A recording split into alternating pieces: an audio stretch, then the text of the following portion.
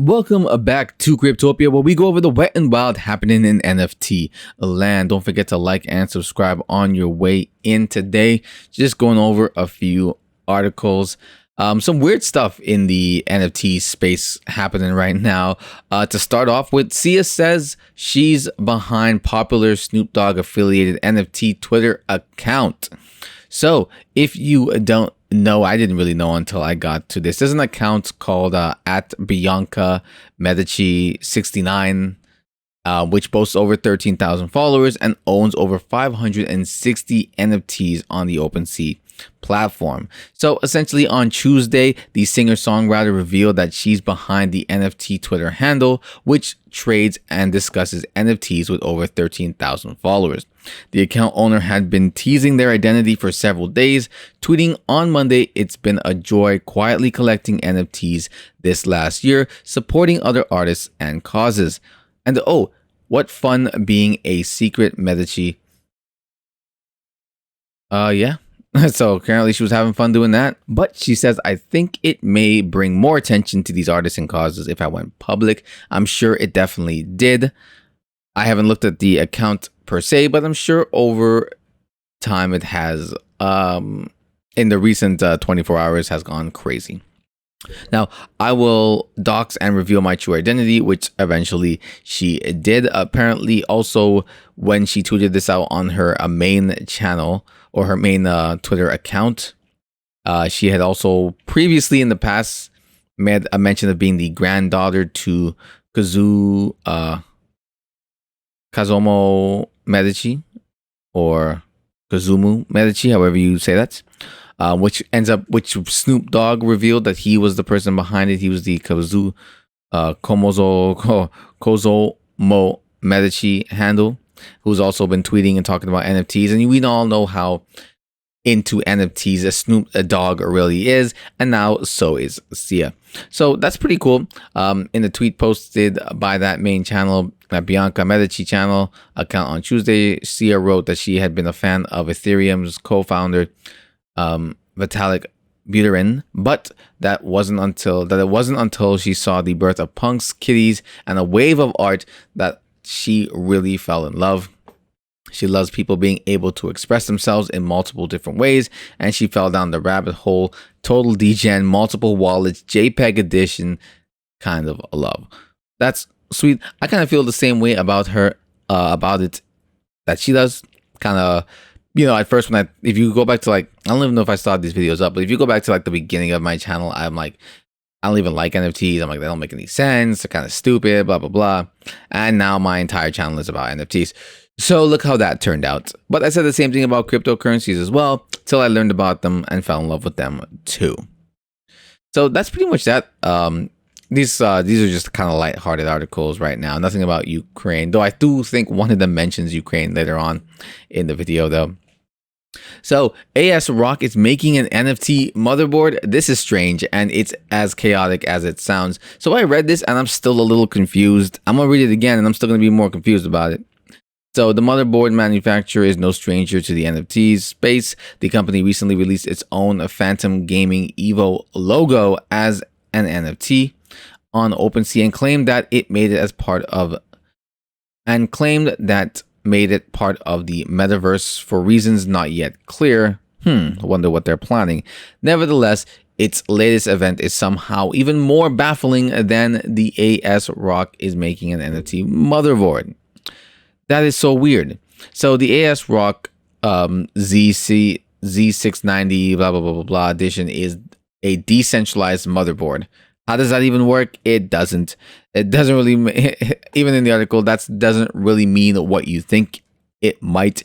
And in actuality, is simply code for a motherboard designed by a bunch of people on AS Rock's hastily put together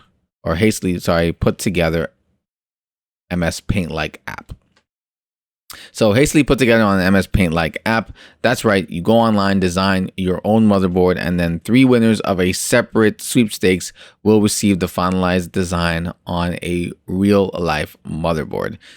Okay, that now it gets a little confusing here because the design is currently just a big mess of random colors That's because each pixel has to be voted on by the majority of its users, and there are 4,309 pixels. That's gonna take bloody forever. Why did you make it like that? Requiring their input. The reality of it is that as so far, there's no real designing going on, and that it's more or less just a free-for-all of random colors. And it gets more confusing than that. According to the AS Rock website, once a new design is done, 5 designers from you and others will be drawn. 5 designs from you and others will be drawn randomly. And if at least 3 designs are identical in the same pixel, the pixel turns to that color. Okay. Each design will be exported each a day for 20 days, and those 20 designs will be minted as NFTs. Then the final outcome of day 1, day 10, and day 20 are set to be turned into the actual motherboard. Do you get it? Maybe, sort of. See, this article has to ask you because even I'm a little still confused about what the hell I just read. They're making a motherboard NFT, and it's convoluted and crazy, and it's sort of pointless, but like, who cares? It's sort of just for fun. So fuck it. Like, oh, why not? Right? If you're really into this, and I'm sure people are, because people are clearly getting involved. It's kind of cool. All right. I threw this one in here because this made me laugh. I remember LimeWire like way back in the day, next to FrostWire too, if you guys remember that. A lot of you might not.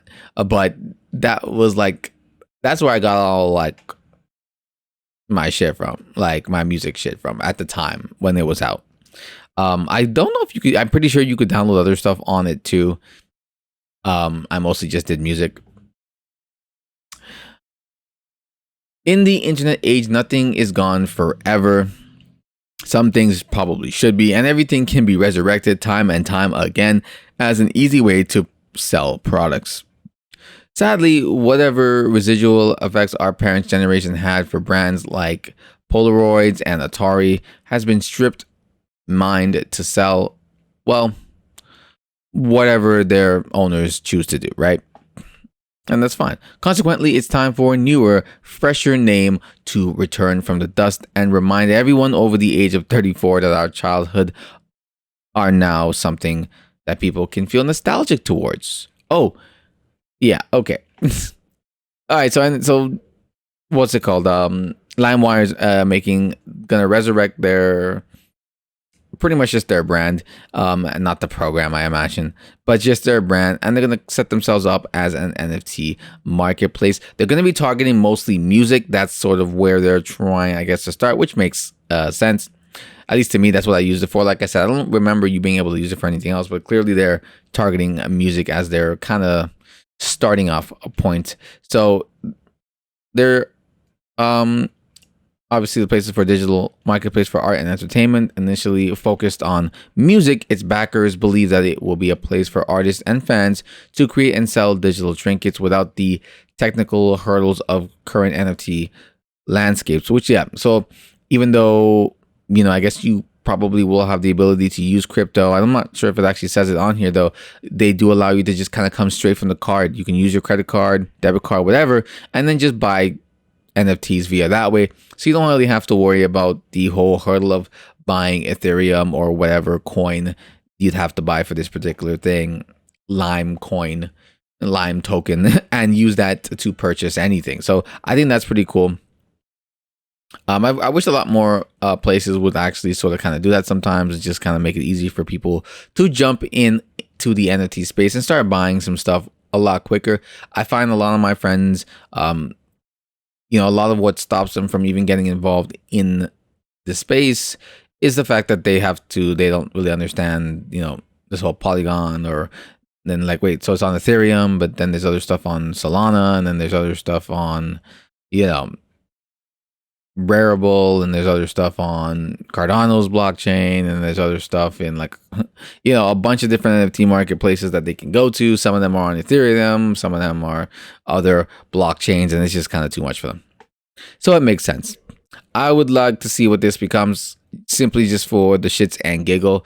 I really don't think most of the people getting into this space really have that much of an inkling as to what LimeWire is. Maybe they do, and I'm just thinking they're a lot younger than they are, but it's interesting that LimeWire, like what have they been doing this for the fucking past like 2 decades, dog? Like what have you been doing? Who are you guys now? So we'll see. Anyways, moving on, Adobe is taking another step into NFTs. Adobe's social network Behance is adding support for the Polygon cryptocurrency platform, letting users more easily showcase Polygon-based NFTs. The company is touting Polygon integration as a more environmentally conscious way for artists to create NFTs, which Behance began supporting last year. While that eco-friendliness is debatable, it is part of Adobe's ongoing expansion into crypto, as well as an attempt to placate artists that are worried about its potential negative effects. Polygon works on top of the popular Ethereum blockchain and gets a smaller energy footprint for individual crypto transactions. It also avoids the massive transaction costs associated with Ethereum, which is great. Once Ethereum 2.0, I really want to know, there's a lot of layer 2s coming out to help with gas fees, to help with speed, and more, like more than I realized were out.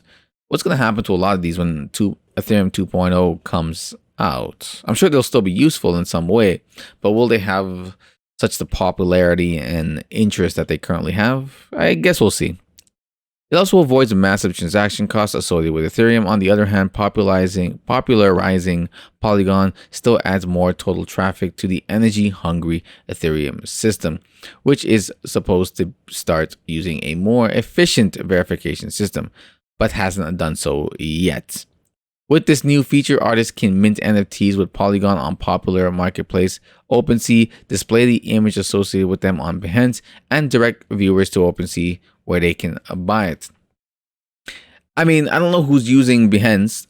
Is anybody really, like, I get it, but not every single person's grandmother's cousin's twice removed foot needs to make an NFT marketplace. We just don't need a gazillion of them.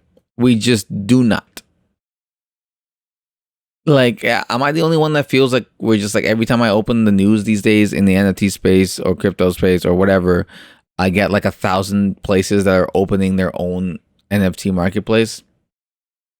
I'm doing a video on the fashion stuff that's going on, hopefully releasing that soon. And there's one that's Dress X, which specifically kind of does our fashion NFTs, right? So you go there, you're specifically going to see fashion NFTs, and I think there's a way that you can kind of, take a picture of yourself and digitally attach the item to yourself in the thing, in the marketplace. That's cool. That's necessary. That's got usage. 1 billion marketplaces that all do the same thing is, what's the point? I don't get it. Now, this one they did mention that there were like you could basically, I guess, just a place to view. Maybe I'm ranting on for no reason, because it actually just seems like it's mostly a place to view the NFTs, and so they just use that to jump off to OpenSea. Yeah, with the new feature, artists can mint and NFTs with Polygon and popular. Yeah, so I guess I was just thinking about the other places I've seen that are kind of opening their own separate marketplaces. Not Adobe specifically, because yeah, they're using it as, it's just a jumping off point, which is what most people should do.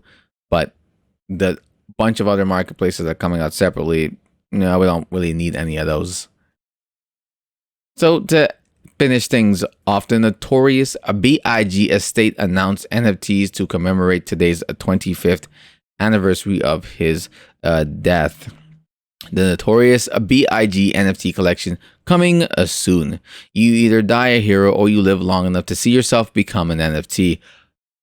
Oh no. Today, on the 25th anniversary of Biggie's death, his estate has announced an exclusive partnership with the Quincy Jones-backed NFT platform, to release the first ever. Didn't I just talk about like NFT platforms? To release the first ever official Notorious B.I.G. collection. We are excited about our partnership with one of and their expertise to memorialize my son Christopher with this first official NFT drop, to give his fans an opportunity to participate and honor their love of him and his music, says Biggie's mother. We're honored to work with Christopher Wallace's estate to celebrate the incredible legacy of Biggie Smalls, as one of co-founder and COO Josh James. Using NFT technology, Biggie's legacy and his outsized impact on I don't know why. He's a big guy, right? So outsized impact. I don't know if that was on purpose. I feel like it was on purpose. Hilarious. Outsized impact on music and culture will be forever concreted on, or cemented on. I don't know why I thought concreted there. Not even a word. So tired. Anyways, cemented on blockchain to be honored and shared with fans around the world and for generations to come. The notorious NFT collection will be minted by one-off on the environmentally responsive proof-of-stake blockchain Tezos. What the fuck happened to Tezos? I used to own Tezos and then I sold that shit. Music Business Worldwide reports a portion of the proceeds of the NFT will go to Christopher Wallace's Memorial Foundation. One of has recently announced partnerships with Grammys, Warner Music Group, and the morning show The Breakfast Club. Damn. Late last year, an NFT of an unreleased Whitney. Oh, no, never mind. Whitney Houston. See, this is why I thought, for some reason, I read Whitney and I still thought it said Amy Winehouse for some reason. Anyways, Whitney Houston's recording made when she was 17 sold for $1 million at the auction on one of. So I guess this is pretty cool. I don't really think anything of this. I mean, I like his music, but you know, am I jumping and running over to Tezos? Not really. I don't even know what wallet supports Tezos. To be honest with you, I think I tried to buy something a long time ago, and Tezos was the currency, and I couldn't even get it because I didn't have a wallet that supported Tezos to get the Tezos, to use the Tezos and connect it, and I'm like, fuck this shit. So I ended up, I had some Tezos, I think, on an exchange. I ended up just converting the Tezos into like Ethereum or some shit, something else that was more useful for me at the time than the Tezos itself. But hey, it's a cool idea. I'm sure we're going to see more and more of this stuff. Anyways, that was just a brief look at kind of what's going on right now and some weird kooky news. If you guys like, leave a like down below, subscribe if you haven't, and I will see you next time.